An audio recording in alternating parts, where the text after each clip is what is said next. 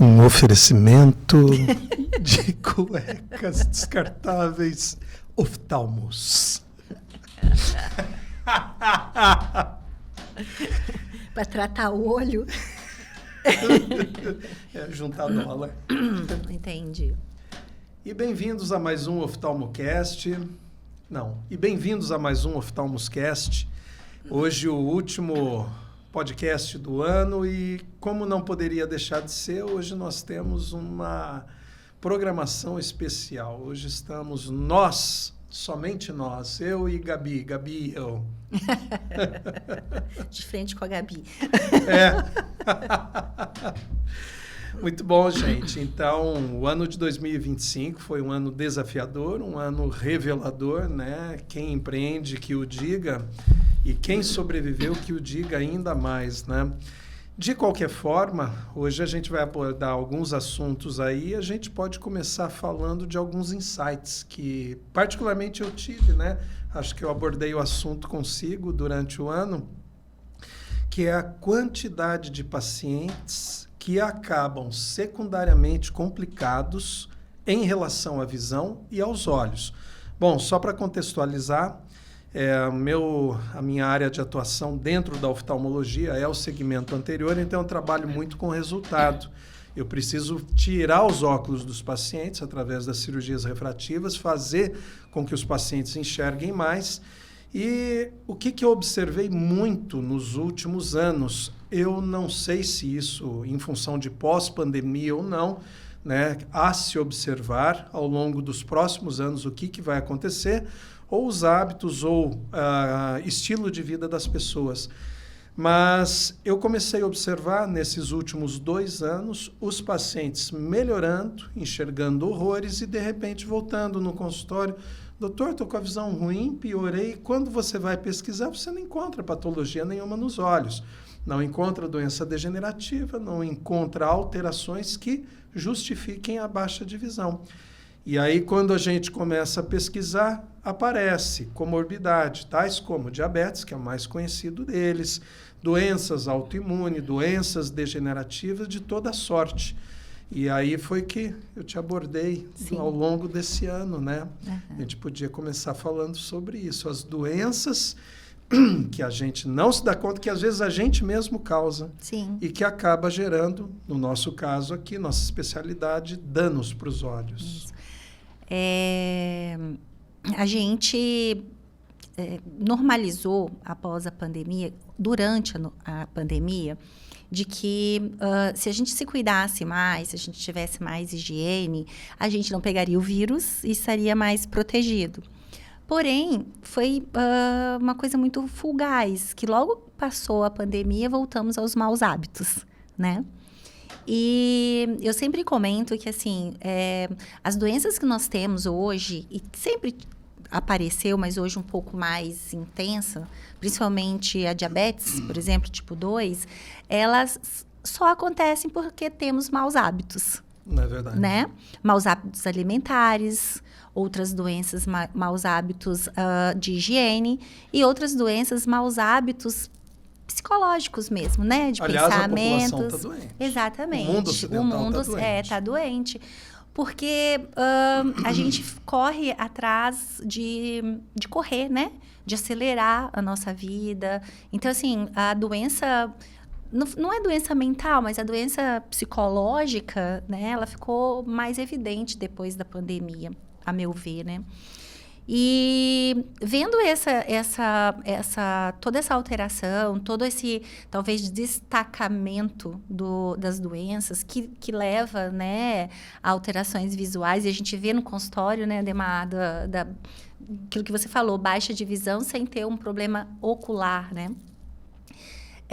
E também, principalmente, pelos familiares, né? Meu pai, minha mãe, a gente se preocupou muito na pandemia. Eu tive vontade de estudar um pouco mais, né? Não a parte oftalmológica, mas que no final a gente vê, né, que vai dar também um resultado bom ou ruim ali na vista. de estudar um pouco mais de medicina integrativa, né? De juntar tudo, né? Porque a gente não é um olho, a gente não é o coração, a gente não é o rim, né? A gente é um organismo todo. E cada coisinha, ela interage e ela é ligada uma na outra, né? Isso é chamado visão holística, né? Que a gente aprendeu posteriormente no curso de medicina integrativa. Eu estou aprendendo, você já aprendeu. Sim, não, a gente vive aprendendo, né? É sempre bom. E a pandemia, isso basicamente... Muitas pessoas... A pandemia, aliás, é um dos temas que gera paixões ainda, né? Sim, inclusive. Sim. Mas assim, basicamente, o que ficou comprovado durante a pandemia? Quem não tinha algum traço de distúrbio psicológico acabou desenvolvendo em virtude da pandemia. Pandemia, na minha opinião, foi um surto não viral, foi um surto psicótico. Né? Psicótico. Sim. Tornou as pessoas absolutamente neuróticas, inclusive naquela época, com manipulação de imagens. A gente vendo os cadáveres empilhados, o pessoal de máscara, o exército de vários países, as Forças Armadas de vários países entrando para isolar as pessoas e para separar os corpos, né? E no fim, o que a gente tem? Eu não sei se você compartilha, mas na minha experiência clínica, eu atendi muito paciente pós-pandemia complicado, complicações vasculares oculares, de fundo de olho. E casos gravíssimos bilaterais, oclusão de ramo venoso ali, que eu nunca tinha visto, nos 2 olhos ao mesmo tempo, na mesma hora. E paciente perdendo a visão por conta disso. E aí você começa a estudar, começa a passar o tempo e os fatos começam a aparecer. Você começa a ver que, na verdade, foi por causa das vacinas, né? Principalmente as vacinas que atuavam na túnica vascular, as vacinas que atuavam como modulador de DNA, de RNA mensageiro. Que foram aí, além da AstraZeneca, a Janssen, a outra lá, a famosa da Pfizer, eu esqueci os nomes. Eu também esqueci. Inclusive, esquecimento, um dos efeitos colaterais tanto da atividade viral quanto da pós-vacina, né? Inclusive, tem um nome para isso, que é a síndrome pós-spike. É a fadiga, o distúrbio da microbiota intestinal e a memória também. Né? E que é facílimo tratar isso. Pois é. E assim, eu acho que é interessante, porque assim, acabou tendo um grupo, né? Um lado não só da medicina, mas de toda a área né, biomédica, vamos assim dizer, que resolveu estudar um pouco mais a fundo, né? Porque teve gente que teve o problema, morreu rápido, teve gente que não teve. E, assim, um pouco também de alterações genéticas, que teve algum comprometimento. E, basicamente, uma desnutrição celular. Não falo desnutrição que a gente está desnutrido, mas uma desnutrição celular, né? Comer e ficar cheio é diferente de se nutrir. É verdade. Né? E, assim, eu sempre falo que se você pegar um tempo para trás, assim, você vê o seguinte, que antigamente se comia... Qual que era o prato principal do brasileiro, que era muito elogiado lá fora, inclusive, né? Arroz, feijão, uma verdura, um legumes e a carne, né? A proteína. E era muito elogiado lá. E assim, quando que nós brasileiros começamos a ficar doentes? Quando nós brasileiros começamos a ter um surto de obesidade? Quando se trocou esse prato de comida por fast food, né? O fast food, ele hoje ele é assim, é mais barato, não é mais barato. Eu tenho uma amiga que ela fala assim, Gabi, não é mais barato. Se você botar na ponta do lápis, comer arroz, feijão e carne é muito mais barato. Pode não ser tão rápido, mas é mais barato, né? Se você colocar na ponta do lápis todos os dias que você vai comprar, é mais barato. Esses dias eu estava olhando... Tem agora, né, muitas marmitas que você compra já ultra congelada para você poder, né, no seu dia a dia, quem não tem ninguém em casa para cozinhar, né, e tal. E assim, uma marmita ali com proteína, com coisas boas, bem feitas, gira em torno no máximo de R$21. Então, assim, a gente vê que, na verdade, foi incutido na nossa cabeça que o fast food era barato. Não é barato. E o pior dele é que ele fica muito caro depois. Exatamente. Porque, então, aí a gente já consegue entrar no assunto, né? Passada a pandemia, o período de pandemia, enfim, a gente viu que não era nada daquilo, tanto que o ex-presidente da OMS está sendo processado pelo Congresso americano, né? Dr. Fauci, um baita de um picareta. Isso, muito sim, triste tudo isso. Né? É um manipulador, né? Dentre outros, muitas figuras que apareceram. Bom, favas contadas. O que a gente faz muito hoje, que é o que você estava falando de fast food, a gente desembala muito. Sim. Desembala. Ao invés de descascar, de cortar e processar o alimento. Não, você já pega o alimento processado. E ali, por exemplo, o sal, né? O sal, a gente que treina, que faz academia e tudo mais. Você sabe que dá aquela tonturinha na academia. Você está hipoglicêmico, não comeu. Papo furado, não é isso. É sal mineral que está faltando. E aí, qual que é o macetinho, né? Quem treina sabe disso. Pôr um pouquinho de sal marinho ou eletrólitos debaixo da língua, menos que uma colherzinha de chá. Pronto, você já fica vivaço ali, cheio de energia. Uma pedrinha de sal grosso, pode Uma pedrinha ser. de sal grosso. Diferente do sal iodado da nossa cozinha, que eles tiram todos os sais minerais, tudo que presta, e deixa só o NaCl, que é o cloreto de sódio, e o iodo. Que faz mal para o rim. Exatamente. Que faz mal para o rim, né? Exatamente. E aí, o que acontece? As pessoas... Existe, lógico, a carga genética, né? Sim. Eu, por exemplo, sou filho de cardiopata. Minha linhagem materna e paterna é só de cardiopata, de hipertenso, pessoas que tiveram AVC. Essa é a herança genética que eu trago. Agora, se eu vou desencadear essa herança genética através da minha epigenética, através dos meus hábitos de vida, é outra coisa. Decide. Eu estou decidindo. É você que decide, exatamente. Exatamente. É igual muitos pacientes chegam para mim, doutora, não tem jeito, eu tô ficando diabético e minha mãe todo mundo é de família. Eu falo assim, não é de família. Você consegue controlar isso se você controlar os seus hábitos, né? Não é só hábito alimentar, mas o hábito alimentar, a comida, ela é em torno de 70% ou mais de tudo que a gente é, né? Então, se você é saudável, graças à sua alimentação, 70%, Sem né? dúvida. Eu posso dar vários exemplos aqui, aí voltando à questão da oftalmologia, né? Hoje mesmo, no dia da gravação desse podcast aqui, tudo bom, Aline?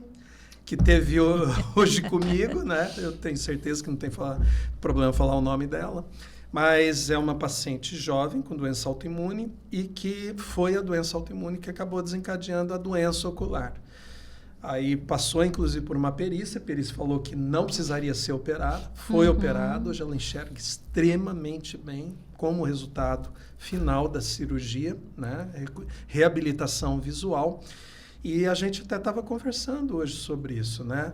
Do efeito dos alimentos e dos hábitos de vida, sobrecarga, lesões musculares que você faz durante o exercício físico, exercício de carga, de contração, fazendo com que você tenha um aumento da taxa metabólica e que você não jogue, ao mesmo tempo, veneno para dentro do organismo. Sim. Por exemplo, as farinhas, né? Farinha refinada. Farinha refinada, será que faz mal mesmo? Não consigo ficar sem o carboidrato. Eu comparo a farinha refinada aos mesmos efeitos do álcool, talvez até da cocaína. Sim. Eu tinha um professor que ele falava o seguinte, que o grande problema da humanidade são 3 farinhas, são 3 pós brancos. Ele falava, o açúcar refinado, o sal refinado e a cocaína. E a cocaína. Então, assim, e é verdade. Muito tempo atrás, o trigo, ele era uma comida mais pura, né? Não tinha transgênero, não tinha outros estabilizantes, acidulantes, conservantes. Então, ele realmente era um alimento que fazia parte da nutrição de verdade, né? Tanto que hoje ainda existe o sarraceno, que ele não é nem considerado trigo, mas ele era dessa época de superalimentos, né? Só que hoje, para a indústria, também assim, ó, você imagina que para você alimentar, né, uma população que cresceu demais, né, vamos falar mundial, coloca-se coisas diferentes nas comidas, né? Então, a gente vê assim, o trigo já não é o mesmo que era antigamente, né? Aí a gente vê os farelos, que eram, né, importantes na alimentação, farelo de milho, que era a maisena, né? Então, assim, hoje os conservantes... Eu lembro que quando a gente era criança, o alimento de criança, assim, né? O biscoitinho era aquele biscoito maisena, né? E ele realmente era de maisena. Hoje ele chama maisena, você vai ler o ingrediente, ele não tem maisena mais. Ele tem trigo e açúcar e água. É o que, né? Então, assim, tudo mudou. E a gente está sendo enganado ali naquelas etiquetas, não é? E aí, assim, a gente não para pensar, né? E a gente começa a ver as doenças de estômago, doença intestinal, doença, né, de pele, dos olhos. Eu posso dar o meu exemplo. Eu fiquei muito tempo, né, nesses últimos 3 anos aí com sobrepeso importante. Ô, Tiago, coloca aí na tela a minha foto de quando eu caí dentro do fermento e acabei engolindo uma almofada sem querer. Acho que cresceu a melancia. Mas então, o que aconteceu, né? Acabei indo no colega nosso, reumatologista ali e tudo mais, porque eu não estava conseguindo andar, pisar com o pé direito. Né? Eu lembro. E até um momento que ele falou, olha, não parece que tem nada e tudo mais, acho que sobrecarga, né? Aí eu fui me pesar, 103 quilos, né? Olha só. E você nem viu chegar lá, né, Ademar? Não vi. A gente não vi. E o vício da comida, tá tudo bem, você vai adicionando um tiquinho todos os dias. Até o momento que você perde completamente o controle. E aí... Beleza, falei, não, agora eu tenho que tomar vergonha na cara, né? O que eu fiz? 75 dias exatamente atrás, eu fiz os meus exames, eu estava com resistência periférica à insulina, inflamado, com tudo alterado, hipertenso, glicemia acima de 100, circunferência abdominal acima de 100, quer dizer... Preparado, pronto. Exatamente, a bombinha pronta para explodir. Pronto para fazer uma viúva, né? Bombinha pronta para explodir. Pacotinho. E aí o que eu falei, caramba, eu me envenenei, né? E não, a gente não vai sentindo isso. Bom, mudei radicalmente, tive ajuda aí da canetinha e tudo mais nas primeiras semanas, mas, não foi assim um absurdo. Perdi 22 quilos nesse período, troquei massa gorda por massa magra e não é milagre nenhum, as coisas acontecem. Começa a comer comida de verdade, dorme bem, você fica com uma disposição física muito melhor, começa a aumentar a sua massa muscular e automaticamente... Achou, Tiago? E é muito importante isso que você falou, Ademar, que não é milagre, né? Hoje a gente escuta aí muito falar da caneta, né? Então, assim, a caneta, ela ajuda muito mesmo. Porém, você tem que fazer a sua parte, né? Foto. Dele gordinho. Não, gordinho não, gostosinho. Fofinho. Aqui do podcast mesmo, não faz muito tempo atrás, não. Então, assim, você tem que fazer a sua parte. Se você... que é milagre e usa qualquer medicação, inclusive a caneta, que assim, das medicações de emagrecer, que não foi feita para emagrecer, né? Ela veio para cuidar da diabetes. Ela foi uma descoberta, assim, que a gente vê que a ciência está realmente muito, como eu vou falar assim, muito... Tá muito melhor. A gente vê que não é uma medicação igual as medicações antigas que a gente tinha, que tampava o buraco, né? Ela busca ali melhorar e curar o que você... Por que você tem isso? Não, porque meu fígado não está funcionando bem. Então, assim, a gente tem que lembrar que você vai usar a medicação, mas você tem que se cuidar. Você tem que... Né? Não adianta... Não é milagre. Então, o paradigma é mudar os hábitos de vida. Exatamente. Então, quando você tem a chacoalhada, fala, caramba, eu não estou muito bem, eu não estava nem sentindo. Pois é. E aí sim, né? A então, medicação ela fez, ajuda. Ajudou, fez a ponte e tudo mais. Agora depende de mim. Sim, exatamente. E assim, e é importante que a gente mantenha esses hábitos depois, né? Porque é o que vai te manter bem, é o que vai te manter saudável, é o que vai, né, puxar. Olha lá, ó. Que beleza. Pacotinho. Na verdade, ali, ó. Até o relógio teve que diminuir a pulseira, né? Perdi na rua, tava balançando o braço. Ai. Pois é fácil chegar ali, né? Mais ou menos, né, Ademar? Porque assim, não é de um mês, uma semana, um ano, são 2 anos. São hábitos que vão sendo criados. E eu tive que começar a ter dor para pisar, para lembrar, caramba. Porque a gente fica no dia a dia, não, tô correndo. Gente, se você não tiver saúde, você não vai conseguir correr. Então, não adianta, né? Não. Se você não tiver saúde, não vai enxergar bem, como é que você vai fazer o resto das suas coisas? Então, assim, se priorize. Primeiro, a sua saúde, né? Então, a sua saúde física, mental, é importantíssimo a gente cuidar disso. Hoje, a gente vê as pessoas desesperadas pela caneta, mas, assim, também muito doente mentalmente, assim, psicologicamente. E isso não vai, a caneta não vai adiantar. A pessoa não dorme, fica até de madrugada, celular, as coisas, e no outro dia levanta cedo, vai trabalhar, continua esse ciclo, né? E aí... É a questão, exatamente o que estava acontecendo comigo. É a questão, por exemplo, do diabetes. Na tua época de residência, minha mais ainda, não lembro de ter operado nenhum paciente jovem de catarata. Hoje eu atendo um por semana, a cada 10 dias. Muito difícil. Pessoa jovem, de 30, 40 anos. Mas você vai ver a parte metabólica está completamente estraçalhada. A resistência periférica à insulina, quando não diabético tipo 2. E é importante a gente falar isso no seguinte sentido. O diabético 1 é aquele que não produz insulina. Sim, então, nasceu assim. Ele vai precisar de insulina, cuidados especiais e tudo mais. Isso aí não tem como falar que tem cura, tem como melhorar com os hábitos de vida. Agora, o diabético 2, ele é induzido a isso através da obesidade, através do consumo dos carboidratos. Que fica doente. Exatamente. E assim, ó, eu vejo também, sabe, Ademar, a gente tem que ver para um outro grupo também. O grupo das academias que acha que se cuida, né? Então, assim, a gente tem que tomar cuidado que, assim, nem todo mundo que é magro ou que é muito musculoso é saudável, né?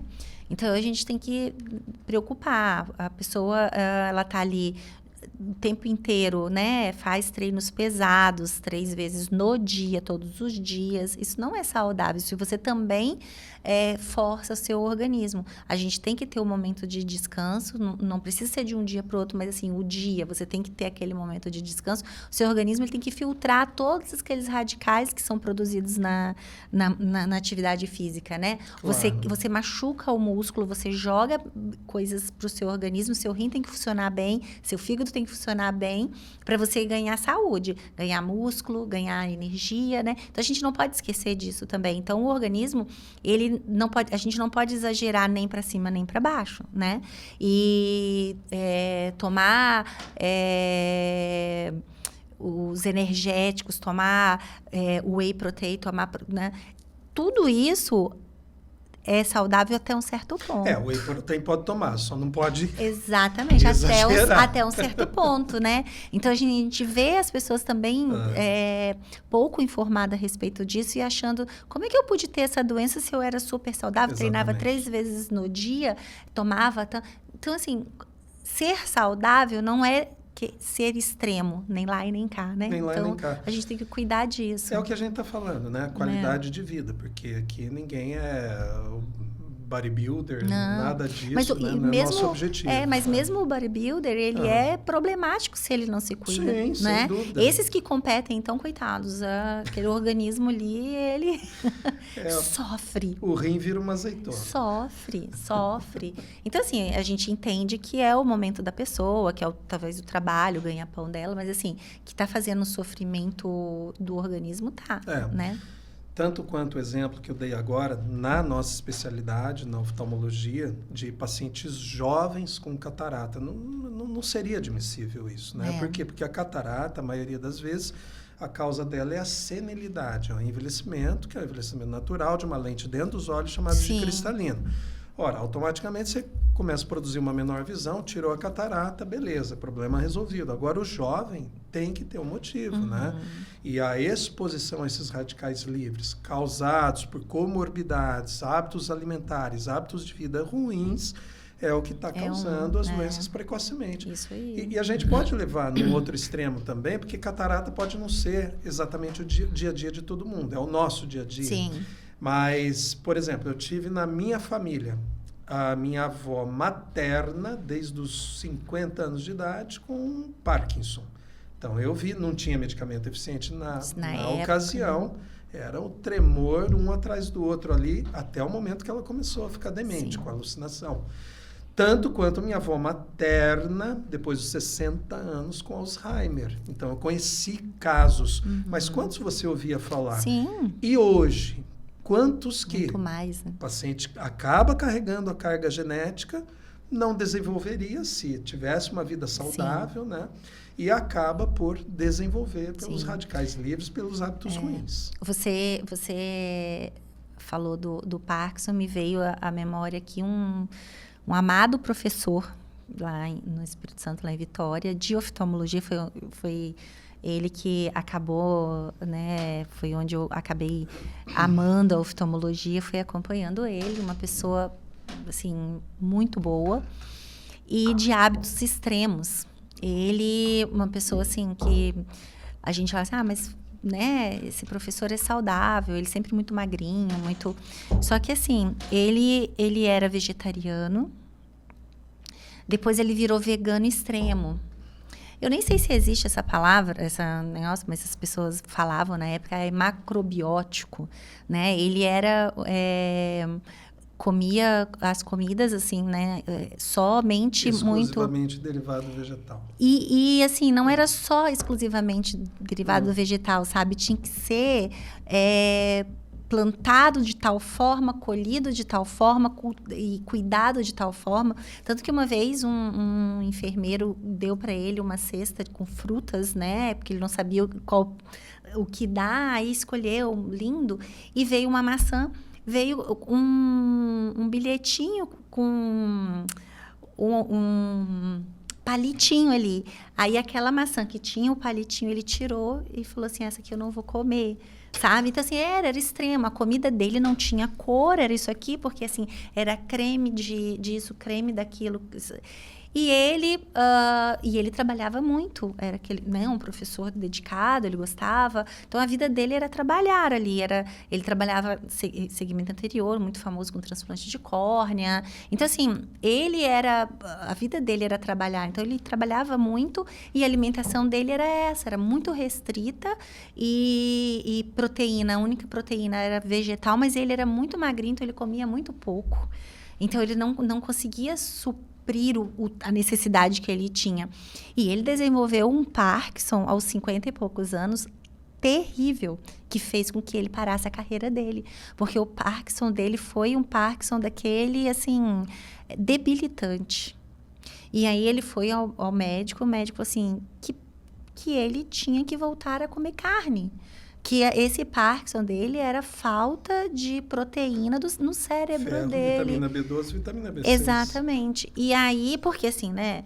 Ok, não vamos aqui, né, falar tem que comer carne de boi, tem que comer carne, né? A gente tem os vegetarianos, os veganos mas você tem que suplementar.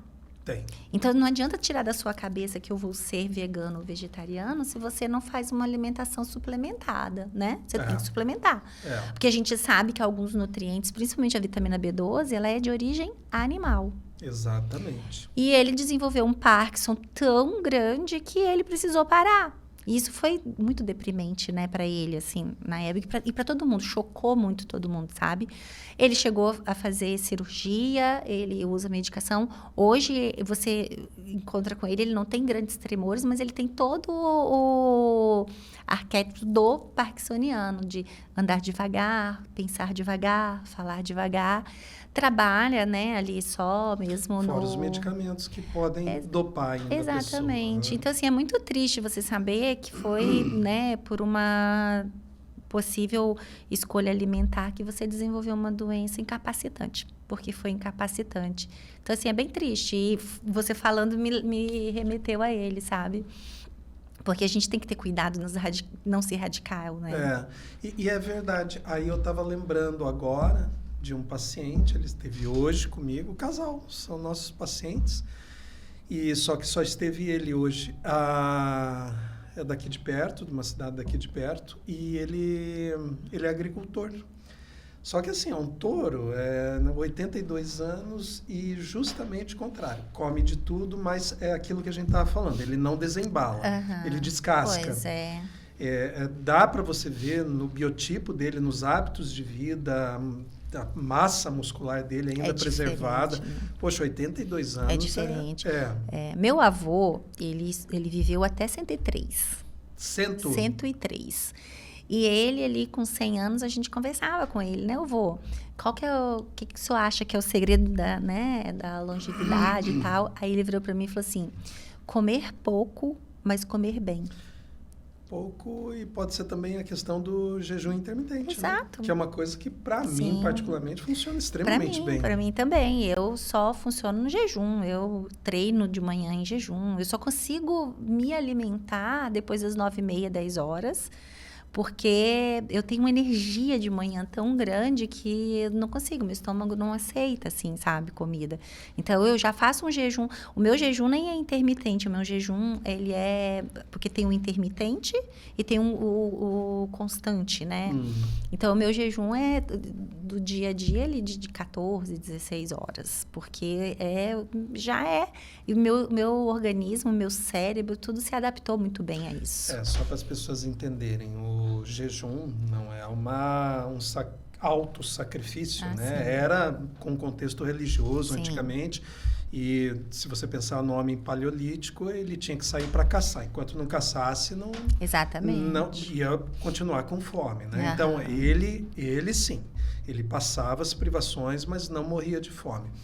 A questão do jejum, ela é tão defendida hoje, virou moda, em virtude de que o jejum ele é reparador. O jejum, quando você dá 16 horas ou mais de descanso para o seu intestino, lembrando que o trato digestivo é o órgão, né, o aparelho digestivo, ele é o órgão, o conjunto dele são os órgãos que mais têm terminações nervosas. Então, é uma extensão do cérebro praticamente.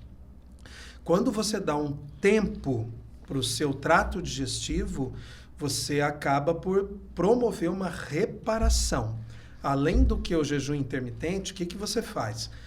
Quando você está com fome, qual que é a compulsão? É glicose, carboidrato. Sim, carboidrato. Né? Carboidrato é disponibilidade imediata, então já vira energia. No jejum, o carboidrato está inexistente, porque você já consumiu o glicogênio da massa muscular. Principalmente se você tem uma massa já privilegiada, acaba por, dependendo do tipo de atividade, consumindo tudo, né? E aí você vai consumir o quê? Gordura. E fora o consumo da sua gordura, né? Gordura visceral, gordura da cintura, gordura localizada, você faz o que é chamado de autofagia. Inclusive, isso aí virou um prêmio Nobel de 2016. É um japa, né? Japonês, que ganhou. Aliás, os japoneses, eles estão lá na frente, né? Eles estão lá do outro lado do mundo. Também. Agora é de manhã lá. Por isso que eles estão à frente. É verdade. É verdade. Já é quase Natal no Japão. Natal, Bom, de qualquer jeito... Acho que é por isso que eles são mais mais espertos do que a gente. O jejum acaba promovendo uma autofagia. A autofagia é o consumo, a eliminação, né? As células doentes, elas viram alvo do nosso organismo.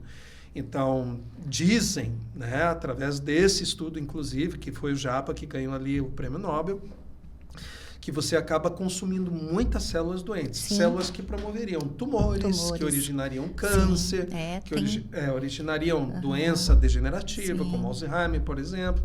Então, tem estudos mostrando no câncer, né, a benéfice, né, do jejum. Particularmente, eu prego isso e pratico na minha vida. E provavelmente, porque assim, meu avô, né, um homem de hábitos bem simples. Então, o jantar dele era 6:30 da tarde. E aí ele ia fazer o quê depois disso? 8 da noite, estava dormindo. Dormir. Ciclo circadiano. Exatamente. Obedecia o cortisol. Exatamente. 5 da manhã ele levantava e ia para a lida, né? E aí, tudo que ele comia coisas da terra, da casa, da planta, né? Era para nutrição mesmo, né? E ele não tinha... A gente, né? Se você vê, não tinha reserva. A gente é cheio de reserva, né? Que é o vovô do sítio que eu estava falando agora. Exatamente. Hábito saudável. E conversando com ele hoje... Justamente lembrando, eu não consigo, doutor, ficar na cama depois de 5:30 da manhã. Exato. Mas assim, né, tem estudos que mostram que assim, quando você dorme antes das 10 da noite, o sono até a meia-noite, o que você dormiu, né, até a meia-noite, equivale a 2, 3 vezes o horário do sono que você dorme de meia-noite em diante. Isso eu não tinha conhecimento. Então, se você dorme, por exemplo, 8 horas por noite, né? Mas se você dormiu 9 da noite, você dormiu 10, 12 horas. Melhor qualidade. E você usa o seu ciclo circadiano. Eu sempre explico assim, gosto muito de explicar. A gente tem o hormônio do crescimento, o GH. Esse hormônio, ele é produzido que horas? Ele é produzido a hora que escurece e você fecha o olho para dormir. Só que ele só vai ser produzido se você não tiver glicose no seu organismo. Se você tiver glicose no sangue, ele está inibido. Quando você abre o olho, que está de manhã, que tem claridade, ele para de ser produzido. Parou. E aí ele vai ser consumido até as 10 da manhã, só. Então, se você coloca uma glicose no seu organismo até as 10 da manhã, você também não usou o seu hormônio do crescimento. Para a criança, ela vai crescer. Para o adulto, ele não vai emagrecer, ele vai engordar. Vira reserva. Um monte de hormônio que produziu ou que não produziu vai ser... mas se você não dormiu, não produziu. Ok, mas a glicose está ali. Ele consome a glicose do seu... Ele vai consumir, na verdade, a sua gordura, vai tirar nutrientes dali para ele poder ser produzido. Ele não é produzido, fica sobrando gordura, né? Por isso que a gente acumula gordura abdominal, visceral, tudo. Então, assim, o ciclo circadiano, ele foi muito bem feito, né? Deus é perfeito. Então, a natureza é pródiga. Então, assim, tá ali, né? Tá ali pra gente pra usar. Tem um estudo que mostra que as crianças que são, que dormem... Porque os pais falavam, né? As vós falam, criança que dorme cedo e dorme muito, cresce mais. Isso mesmo. E é isso. É uma verdade. É uma verdade. Aí a criança acordava e ela comia o quê de manhã? Tomava um leite, né? Então, assim, era uma proteína. Hoje não, hoje é sucrilho. Gente, sucrilho é açúcar. Puro açúcar. Né? Toma um Toddy. Farinha, né? Um Toddy com leite, né? Ultraprocessado de novo. Exato. Então, assim, foram os nossos maus hábitos. Mas se você volta ao ciclo circadiano, se você volta... É muito melhor. Você consegue manter uma boa saúde, seu organismo se beneficia e ele vai jogando fora ou comendo tudo aquilo que você colocou para dentro que não é bom. né? Então, e a bem da verdade, né? A gente está contando alguma novidade aqui? Não. Nada. Ah, meu Todo avô de mundo- 103. Todo mundo sabe disso. Tenho certeza que as pessoas que assistem acabam por levar, poxa, minha avó falava isso, minha tia falava isso, praticava exatamente. dessa forma. E aí eu volto àquela minha fala do início. O povo brasileiro só começou a adoecer quando ele trocou o prato de arroz e feijão pelos fast food. Ah, Entendeu? Foi aí que a gente adoeceu. e aí que eu volto ao tema inicial, né? A falta enfim, de orientação aos Sim. pacientes, mesmo aqueles Exato, pacientes Ademar. privilegiados que são assistidos. Exato. Eu fico olhando para os meus pacientes. Dá uma dó, né? Doutor, eu fui lá no especialista, ele trocou o remédio. Tá, e que mais? Porque ele foi por exemplo, pelo seu diabetes. Ele pediu para voltar daqui 6 meses. Que dó. E que mais? Que dó, Ademar. Tá. Você sabe que eu resolvi fazer medicina integrativa. Por causa. Foi uma conta disso, necessidade. uma necessidade. Não, principalmente assim, eu queria cuidar da minha mãe, do meu pai, da gente, em modo geral, né? E aí eu falei assim, gente, que dó dos nossos pacientes. Exatamente. Que eu tenho muita dó. Principalmente, né? Você falou de qualquer nível, ok, mas principalmente os pacientes que vêm do SUS, sabe? A gente fica com dó da falta de assistência.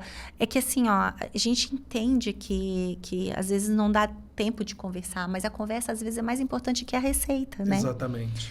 E aí eu gosto de orientar, gosto muito. Tenho pacientes nossos ali que voltam para trazer exames, para eu olhar, para eu poder suplementar, não só por conta da visão ou das minhas cirurgias, né, de estética. Eu tenho uma paciente que para mim, assim, ó, é um modelo de, né, que ela é até sogra de uma das nossas funcionárias, e por isso ela foi para mim. E ela queria, doutora, minha pele tá muito ruim, né? Tô com cara de derretendo, de cansado, que a queixa tô derretendo. E aí, não tenho mais ânimo, não consigo fazer nada. Eu falei, vamos fazer o seguinte, vamos fazer uns exames e ver como que tá o seu organismo primeiro, né?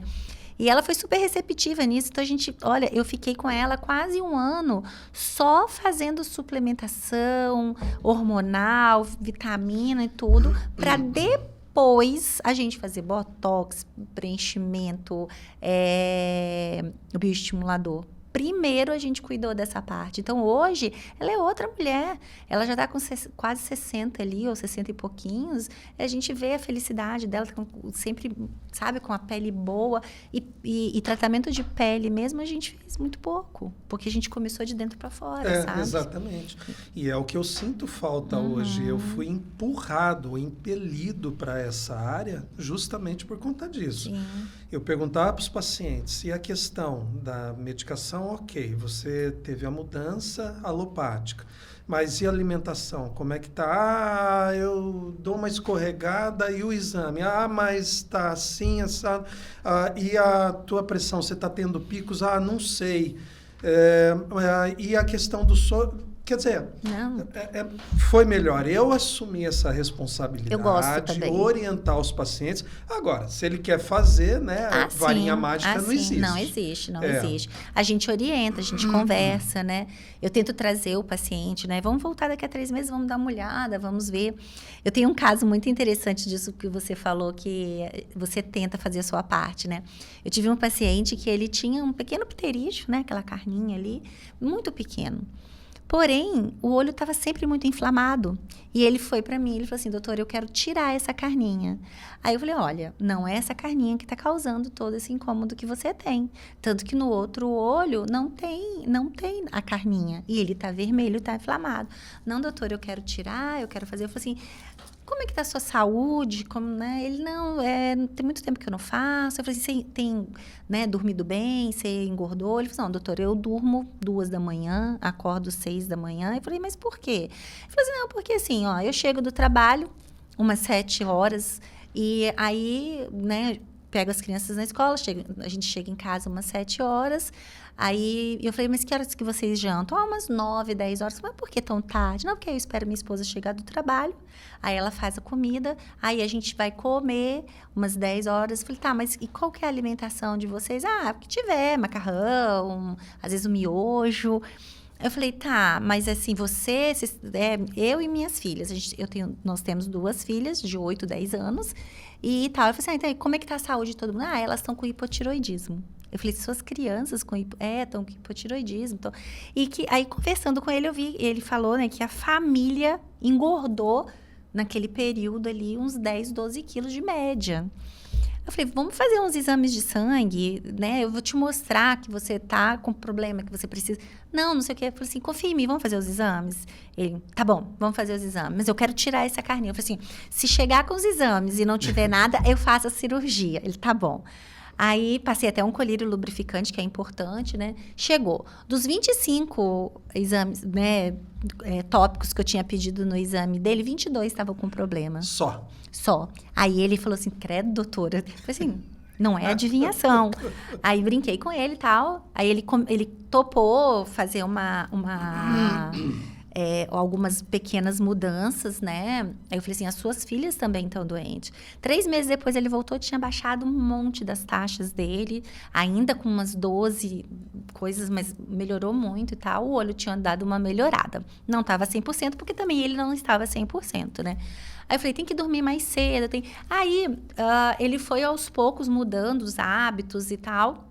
E melhorou bastante. Aí ele falou assim, doutora, mas eu ainda queria tirar essa carninha. Eu falei, ok, nós vamos tirar a carninha. Agora dá. Mas assim, ele não acreditou em mim.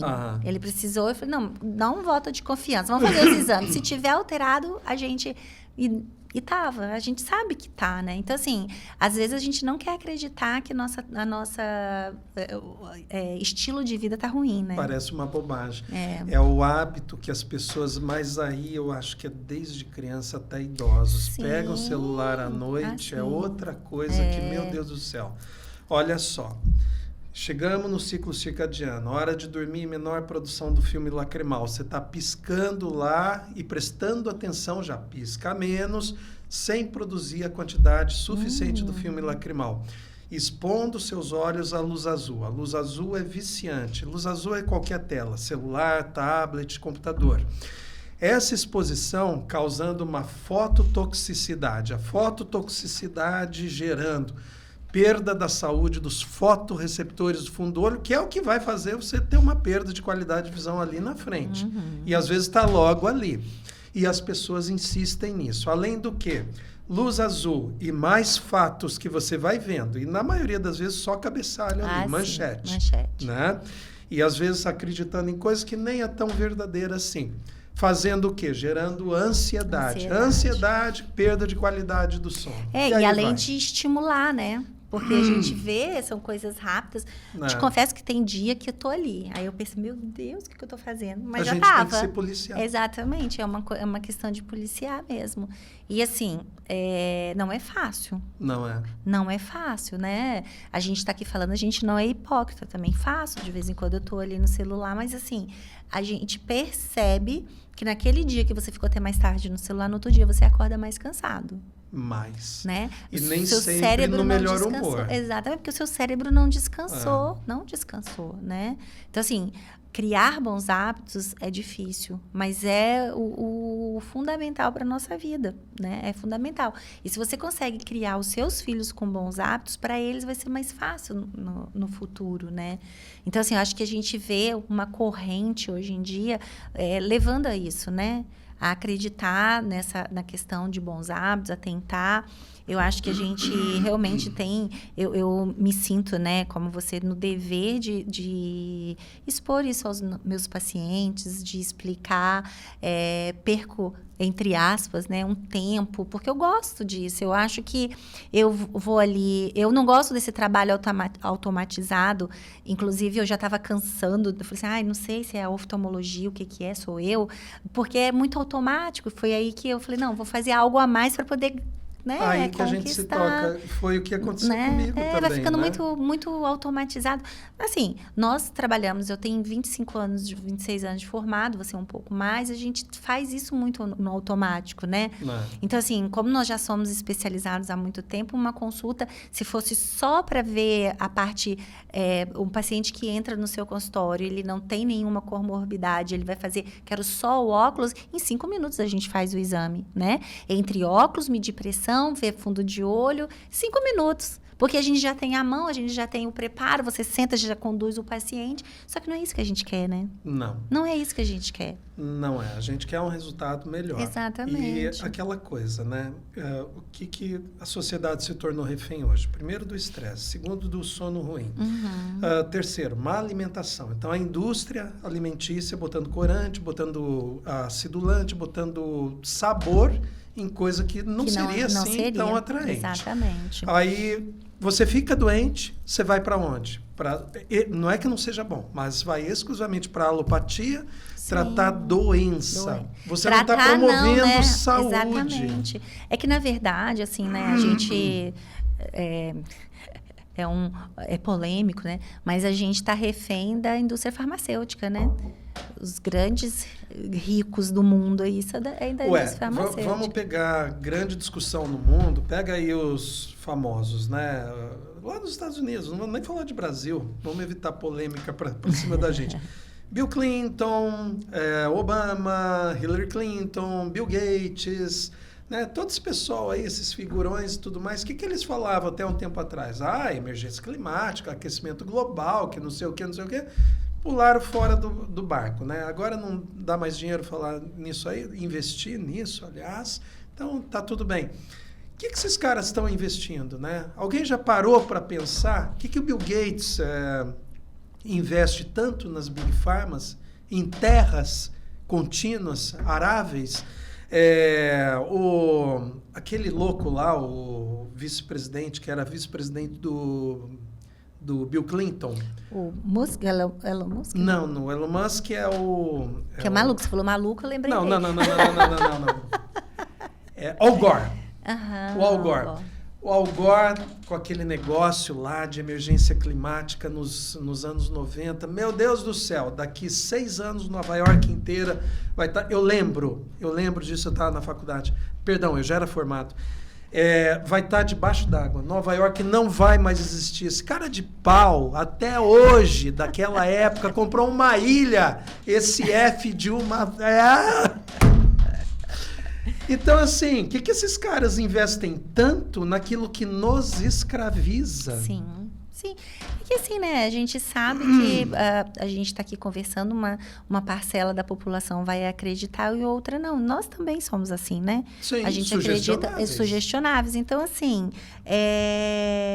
querendo ou não, a alopatia, né, as medicações parecem ser o grande... o que realmente vai resolver, a mágica, né? Então, eu tô assim, eu vou tomar o remédio. Mas, assim, não é o que o remédio vai cortar. É entender o que está acontecendo para eu realmente cuidar, né? Sem dúvida. Uma vez eu vi uma frase que falava o seguinte, quando o seu médico te passar uma medicação... Tô falando, nós somos médicos, né? A gente também corre esse risco ali, né? Quando o médico te passar uma medicação nova, você pergunta para ele, isso está me curando? Está indo no ponto que eu tô realmente, ou isso aqui só vai diminuir o meu sintoma? Exatamente. Né? Então, é importante isso. Claro que a gente tem que diminuir a dor, né? O que dói na pessoa, a gente tem que diminuir. Porém, a gente tem que tentar levar essa pessoa a mudar o curso da doença dela, para trazê-la para a saúde, né? A gente tem que promover saúde. Promotor de saúde. Né? Nós não somos hoje promotores não de saúde, somos. Comunidade médica. Exatamente. De maneira geral. E foi isso que me incomodou. Eu não gosto de trabalhar no automático. Eu gosto de cuidar.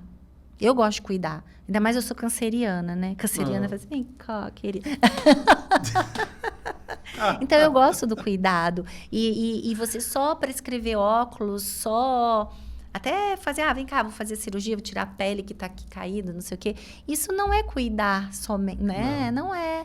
Então, assim, eu tenho mudado a partir do momento que eu quis fazer o curso. Eu tenho mudado os meus pensamentos, meu jeito de lidar com os pacientes. E, assim, eu sinto a reciprocidade deles em aceitar, porque é aquilo, né? Eles também estão perdidos. Eles também... E como tem resultado, né? Sim. É aquela gostoso, história. né? Você não precisa mais encaminhar para o endocrinologista, você não precisa mais encaminhar para esse ou Agora aquele. Você está polêmico, hein? Agora eu estou polêmico.